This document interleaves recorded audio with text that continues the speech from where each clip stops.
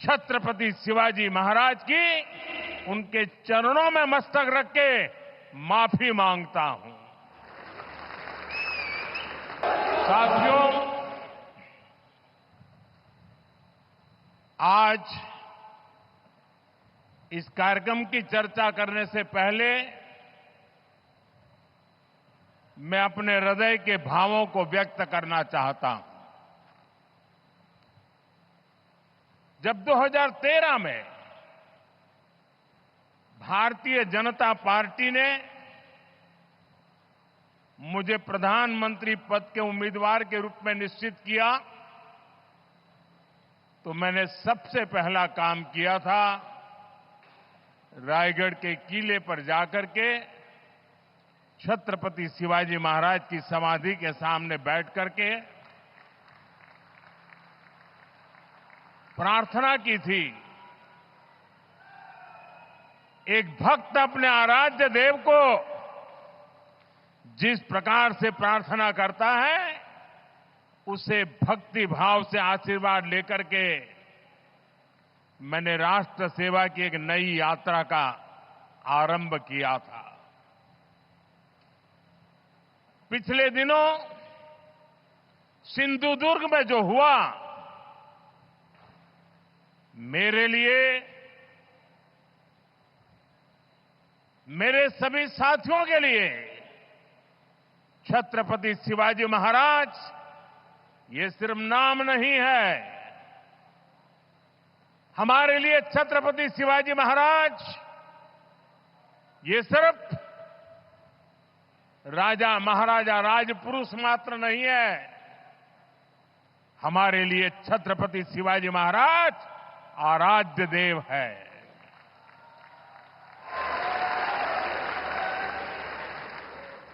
और मैं आज सर झुका करके मेरे आराध्य देव छत्रपति शिवाजी महाराज की उनके चरणों में मस्तक रख के माफी मांगता हूं।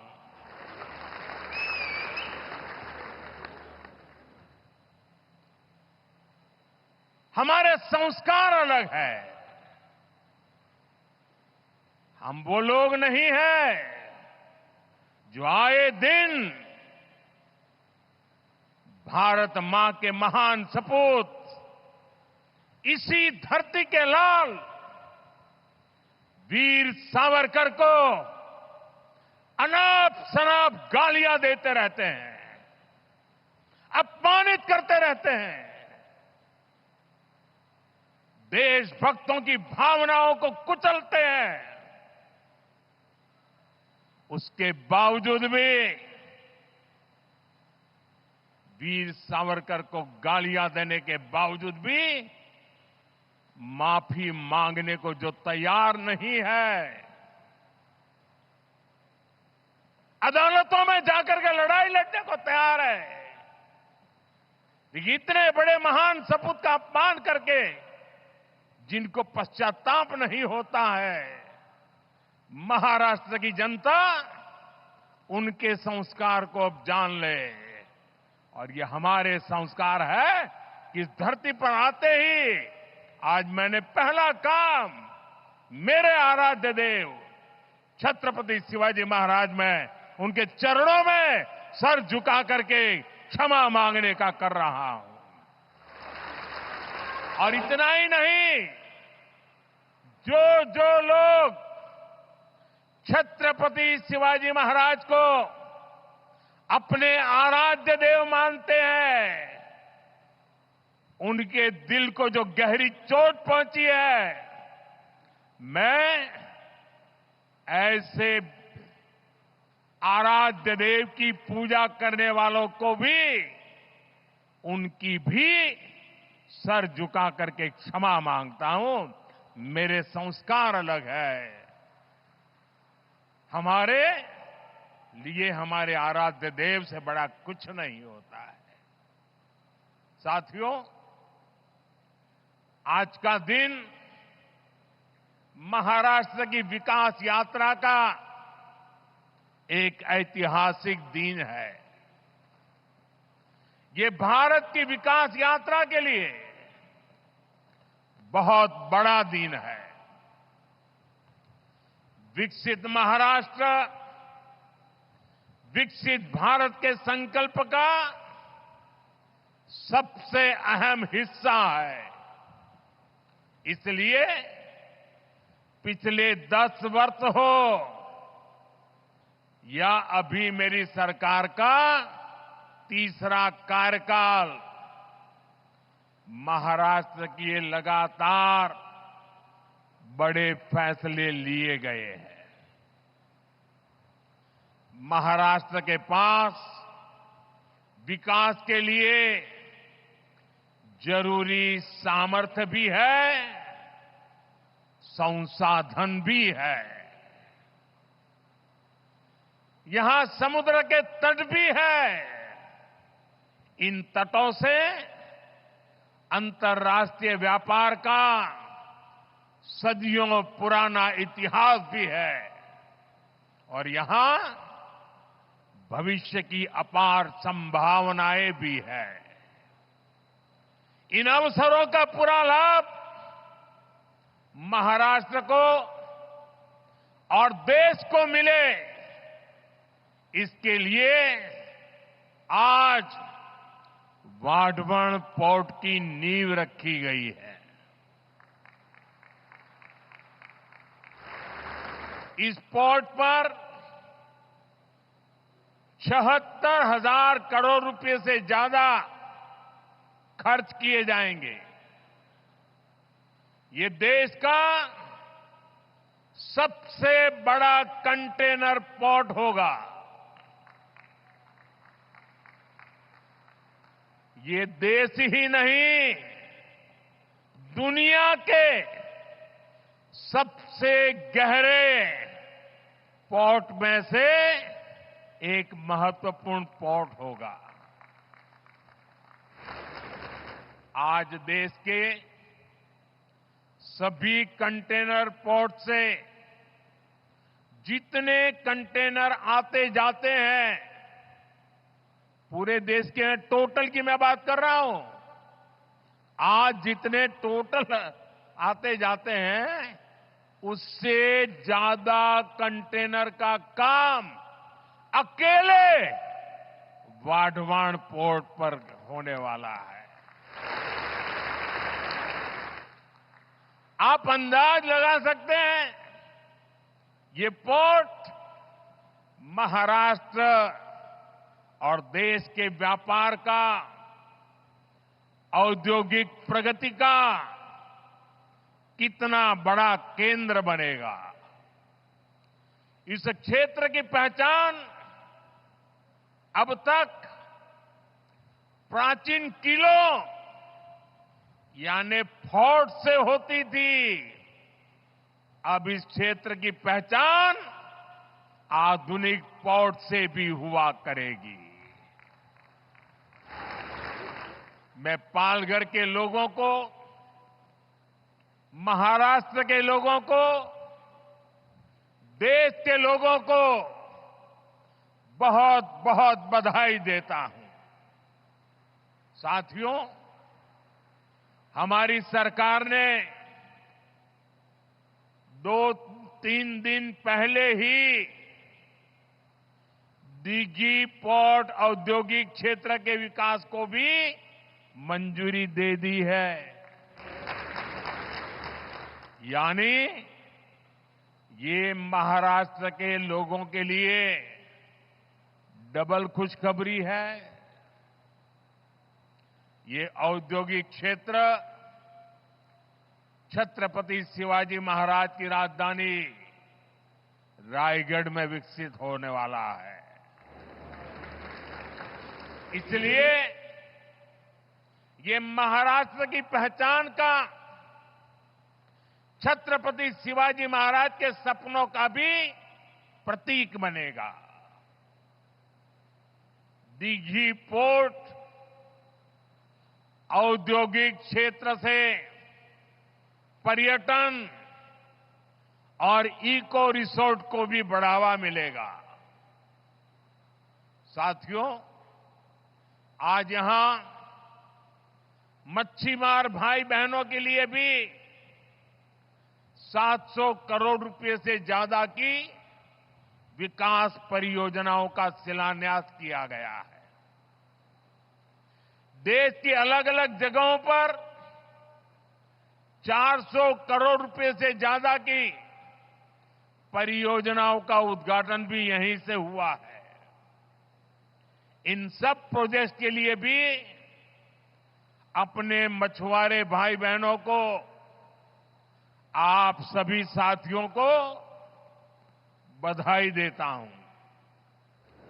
वाढवण पोर्ट हो, दीघी पोर्ट इंडस्ट्रियल एरिया का विकास हो,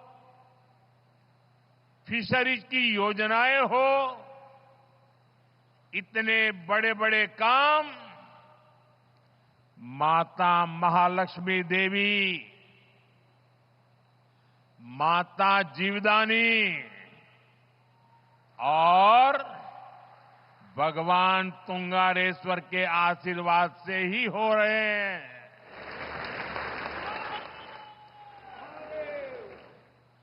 माता महालक्ष्मी देवी, माता जीवदानी आणि भगवान तुंगारेश्वर यांना माझे शत शत नमन। साथियों, एक समय था जब भारत को विश्व के सबसे समृद्ध और सशक्त राष्ट्रों में गिना जाता था। भारत की समृद्धि का एक बड़ा आधार था भारत का सामुद्रिक सामर्थ्य। हमारी इस ताकत को महाराष्ट्र से बेहतर और कौन जानेगा। छत्रपति शिवाजी महाराज, उन्होंने समुद्री व्यापार को, समुद्री शक्ति को एक नई ऊंचाई दी थी। उन्होंने नई नीतियां बनाई, देश की प्रगति के लिए फैसले लिए। कभी हमारी ताकत इतनी थी कि दरिया सारंग कान्होजी आंग्रे पूरी ईस्ट इंडिया कंपनी पर भारी पड़े थे। लेकिन आजादी के बाद उस विरासत पर ध्यान नहीं दिया गया। औद्योगिक विकास से लेकर व्यापार तक भारत पीछे ही छूटता चला गया। लेकिन साथियों, अब ये भारत नया भारत है। नया भारत इतिहास से सबक लेता है। नया भारत अपने सामर्थ्य को पहचानता है। नया भारत अपने गौरव को पहचानता है। गुलामी की बेड़ियों के हर निशान को पीछे छोड़ते हुए नया भारत समुद्री इंफ्रास्ट्रक्चर में मिल के नए पत्थर लगा रहा है। साथियों, पिछले एक दशक में भारत के समुद्री तटों पर विकास को अभूतपूर्व गति मिली है। हमने बंदरगाहों को आधुनिक बनाया है। हमने जल मार्गों को विकसित किया है। जहाजों को बनाने का काम भारत में हो, भारत के लोगों को रोजगार मिले, सरकार ने इस पर जोर दिया है।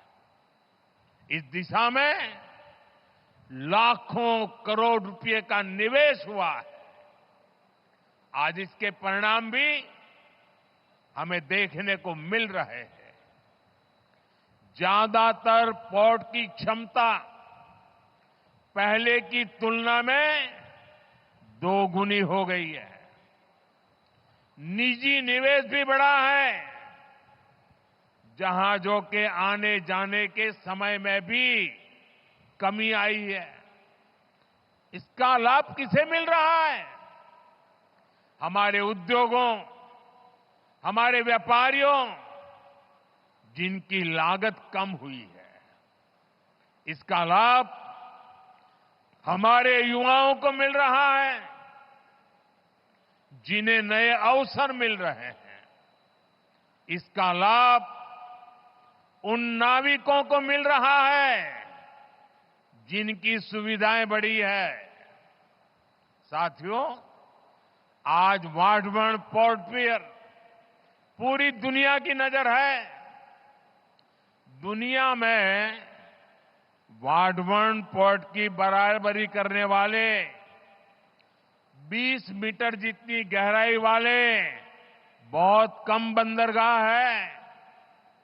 इस पोर्ट पर हजारों जहाज आएंगे, कंटेनर आएंगे। इस पूरे क्षेत्र की आर्थिक तस्वीर बदल जाएगी। सरकार वाटवर्ण पोर्ट को रेल और हाईवे कनेक्टिविटी से भी जोड़ेगी। कितने ही नए नए व्यापार इस पोर्ट की वजह से यहां शुरू होंगे। यहां वेयर हाउसिंग के काम में बहुत तेजी आएगी और इसकी लोकेशन, ये तो सोने पर सुहागा है। Western dedicated freight corridor, Delhi Mumbai expressway, सब कुछ बहुत पास है। पूरे साल यहां से कार्गो आएगा जाएगा और इसका सबसे ज्यादा लाभ आप लोगों को मिलेगा, मेरे महाराष्ट्र के भाई बहनों को मिलेगा, मेरी नई पीढ़ी को मिलेगा। साथियों, महाराष्ट्र का विकास ये मेरी बहुत बड़ी प्राथमिकता है। आज मेक इन इंडिया का लाभ महाराष्ट्र को हो रहा है। आज आत्मनिर्भर भारत अभियान का लाभ महाराष्ट्र को हो रहा है। आज भारत की प्रगति में हमारा महाराष्ट्र बहुत बड़ी भूमिका निभा रहा है। लेकिन ये दुर्भाग्य है कि महाराष्ट्र विरोधी दलों ने आपके विकास पर, आपकी भलाई पर हमेशा ब्रेक लगाने की कोशिश की। मैं आज आपको इसका एक और उदाहरण देता हूं। भाइयों और बहनों, हमारे देश को वर्षों से दुनिया के साथ व्यापार के लिए एक बड़े और आधुनिक पोर्ट की जरूरत थी। महाराष्ट्र का पालघर ही इसके लिए सबसे उपयुक्त जगह है। ये पोर्ट हर मौसम में काम कर सकता है, लेकिन इस प्रोजेक्ट को 60 वर्षों तक लटका कर रखा गया।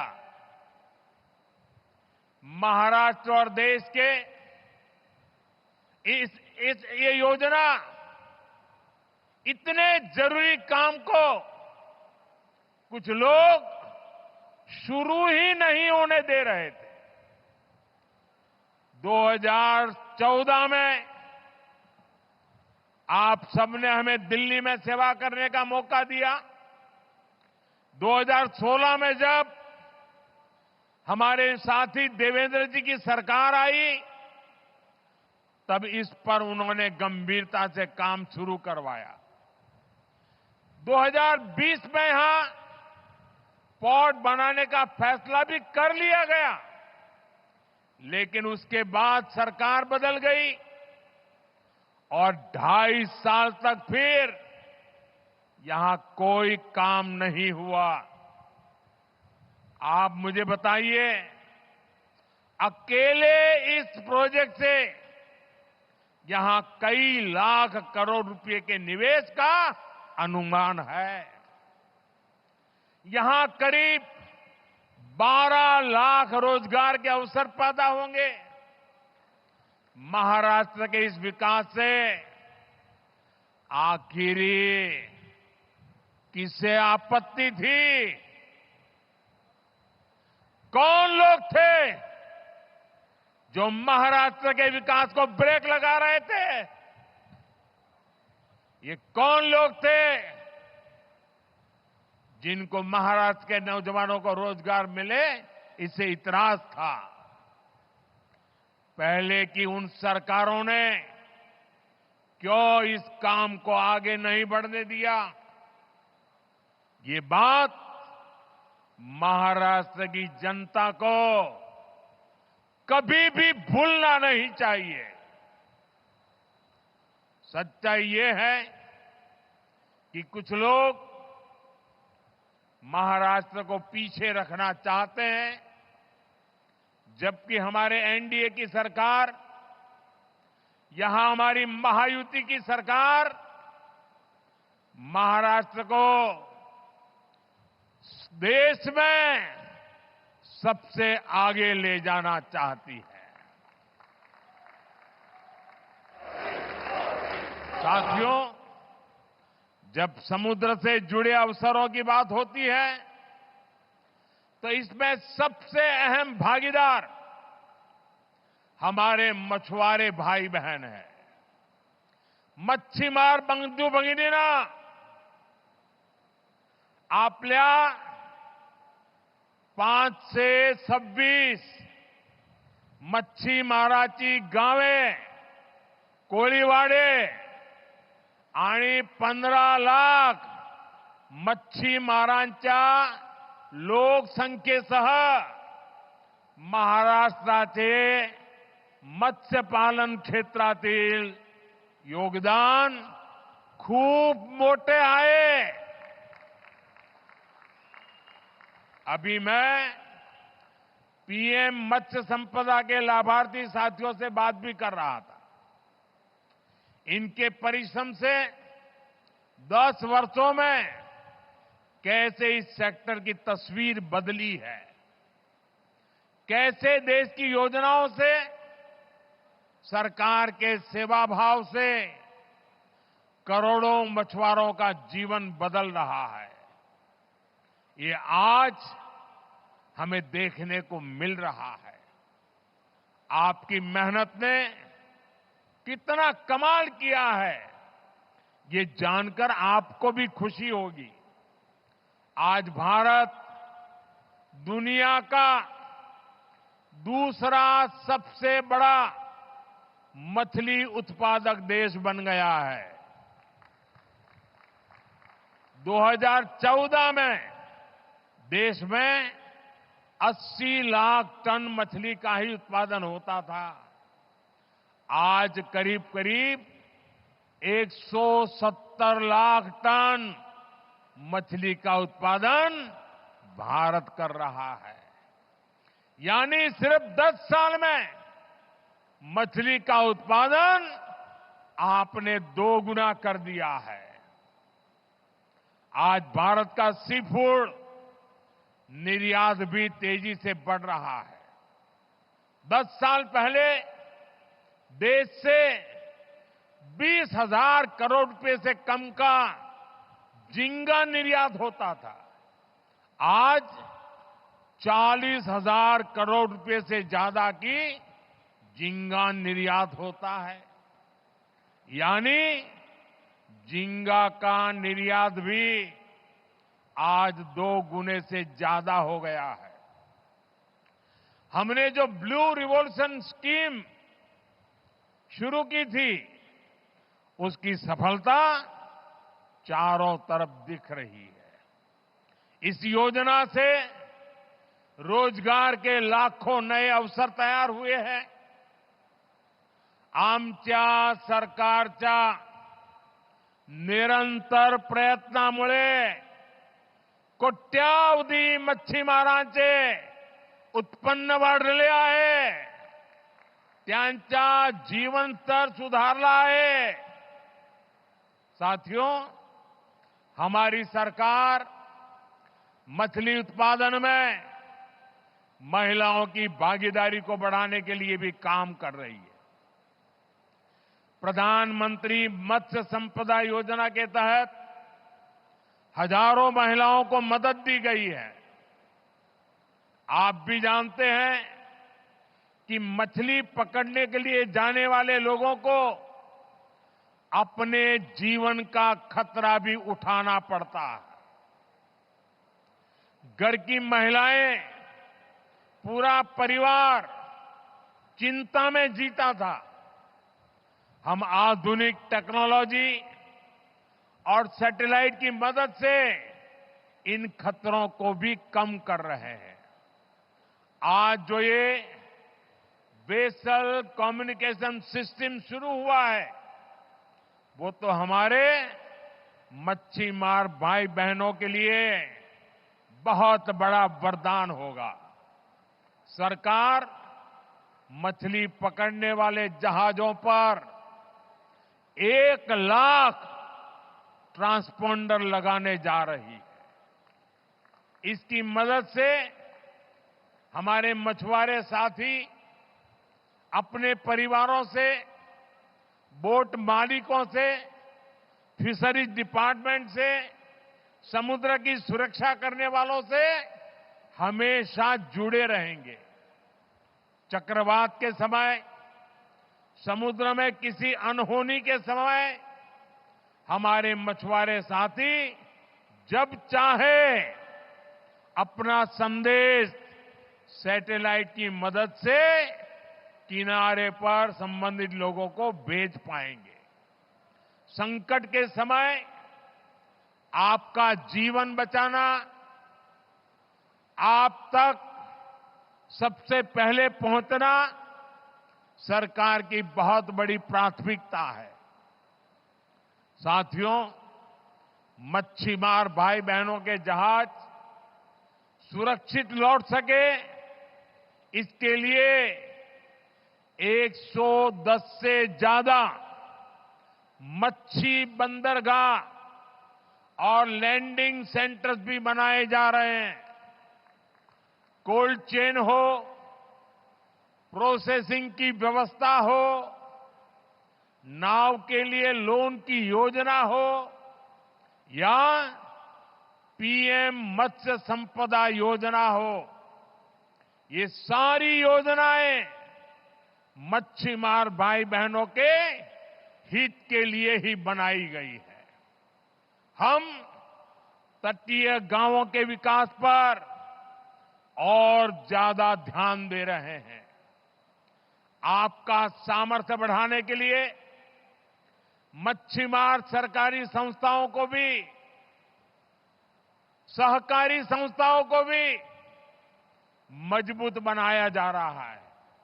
साथियों, पिछड़ों के लिए काम करना हो या वंचितों को अवसर देना हो, बीजेपी और एनडीए सरकारों ने पूरे समर्पण भाव और ईमानदारी से काम किया है।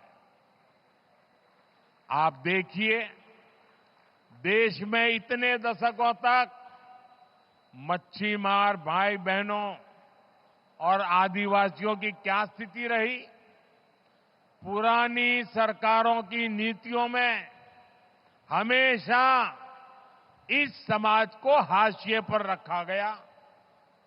देश में इतना बड़ा आदिवासी बहुल क्षेत्र है, फिर भी आदिवासियों के कल्याण के लिए कभी एक विभाग तक नहीं बनाया गया। अलग जनजातीय मंत्रालय की स्थापना भाजपा एनडीए सरकार ने ही की थी। हमारी ही सरकार ने मछुआरों के कल्याण के लिए अलग मंत्रालय भी बनाया। हमेशा उपेक्षित रहे आदिवासी इलाकों को अब पीएम जनमन योजना का लाभ मिल रहा है। हमारा आदिवासी समाज, हमारा मच्छीमार समाज आज भारत की प्रगति में बड़ा योगदान दे रहा है। साथियों, आज मैं महायुति की सरकार की एक और बात के लिए विशेष रूप से सराहना करूंगा। विमेन लेड डेवलपमेंट में, नारी सशक्तिकरण में महाराष्ट्र देश को दिशा दिखा रहा है। आज महाराष्ट्र में अनेक उच्च पदों पर महिलाएं बहुत ही शानदार काम कर रही है। राज्य के इतिहास में पहली बार मुख्य सचिव के रूप में सुजाता सौनिक जी राज्य प्रशासन का मार्गदर्शन कर रही है। पहली बार राज्य के पुलिस फोर्स की प्रमुख डीजीपी रश्मि शुक्ला जी नेतृत्व कर रही है। पहली बार राज्य के फॉरेस्ट फोर्स की प्रमुख के रूप में शोमिता विश्वास जी लीड कर रही है। पहली बार राज्य के कानून विभाग के प्रमुख के रूप में श्रीमती सुवर्णा केवले जी बड़ी जिम्मेदारी संभाल रही है। इसी तरह राज्य के प्रिंसिपल अकाउंटेंट जनरल के रूप में जया भगत जी ने कमान संभाली हुई है और मुंबई में कस्टम्स डिपार्टमेंट का नेतृत्व प्राची स्वरूप जी के हाथों में है। मुंबई की विशाल और मुश्किल भरे अंडरग्राउंड मेट्रो 3 को मुंबई मेट्रो की एमडी अश्विनी भिड़े जी लीड कर रही है। उच्च शिक्षा क्षेत्र में भी महाराष्ट्र में महिलाएं नेतृत्व कर रही है। महाराष्ट्र हेल्थ यूनिवर्सिटी के कुलगुरु के रूप में लेफ्टिनेंट जनरल डॉक्टर माधुरी कानिटकर जी नेतृत्व कर रही है। महाराष्ट्र के स्किल्स यूनिवर्सिटी के पहले कुलगुरु के रूप में डॉक्टर अपूर्वा पालकर जी नई पहल कर रही है। ऐसे कितने ही बड़े और बहुत जिम्मेदार भरे पद हैं जहां महाराष्ट्र में नारी शक्ति अपने श्रेष्ठ प्रदर्शन कर रही है। इनकी सफलता इस बात का प्रमाण है कि 21वीं सदी की नारी शक्ति समाज को नई दिशा देने के लिए तैयार है। यही नारी शक्ति विकसित भारत का बहुत बड़ा आधार है। साथियों, सबका साथ, सबका विकास, सबका विश्वास और सबका प्रयास, ये एनडीए सरकार का मंत्र है। मुझे विश्वास है आप सबके सहयोग से हम महाराष्ट्र को विकास की नई ऊंचाई पर ले जाएंगे। आप महायुति सरकार पर अपना आशीर्वाद बनाए रखिए। एक बार फिर आप सभी को देश के सबसे बड़े पोर्ट के लिए, अनेक अनेक मच्छीमार भाइयों के लिए, योजनाओं के लिए अनेक अनेक शुभकामनाएं देता हूं, बधाई देता हूं। मेरे साथ बोलिए, भारत माता की। दोनों हाथ ऊपर करके पूरी ताकत से बोलिए, भारत माता की। आज आपके साथ समंदर की हर लहरें भी अपना सूर जोड़ रही है। भारत माता की, भारत माता की, भारत माता की।